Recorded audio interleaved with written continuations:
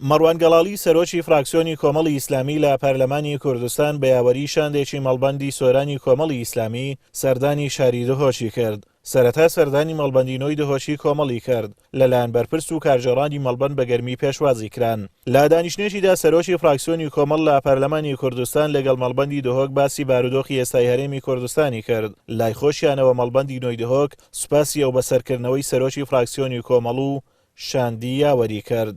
بله ابرو دمجمه نسل نهس پیده سردانا برس فراکسیونا کمالا اسلامی الکردستان ریوبریه مامستا مل مروان ابریکه سردانا ملبند نه کمالا اسلامی که هر واسا دیال دابون ملبند سوران و سرجم کارگران ملبند سوران سردانا ما که پی خوشحالین انشالله دیرات زیاره هوید بو سرجم ملبندکان کمال اسلامی کردستان زور به خوشحال بودن دست خوشی لیتکن هر واسه بو هلویست سیاسی یه پارلمانتارت کمال اسلامی و تایبت سروک فراکسیونی که اوه روژه دا مزراندنا وانا پارلمانی دا روله که ایجابی هبویه و حتی حده که خلکی ما الدهوی که جی گلک به خوشحالونو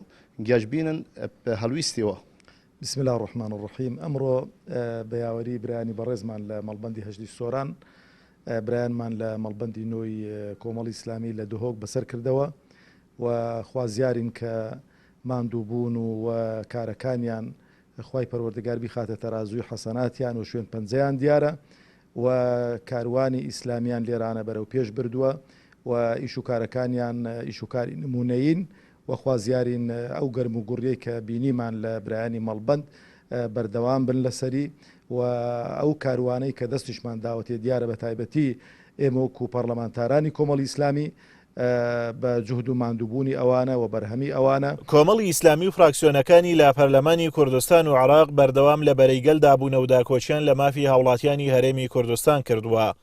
بۆیە ئەمە بۆتە جێگای ڕەزامەندی هاوڵاتیان و هاڵوێستەکانیان بەرز دەنرخێنن. ئەم وەک خەڵکی پارێزگا دووکێ بۆمە ڕوون و ئاشکرا بوویە هەلویستێ فراکسیۆنا کۆمەڵا ئیسلامی کوردستان لە پەرلەمانێ کوردستانێ نەک تەنێ هەندێک نوێسان بووینە.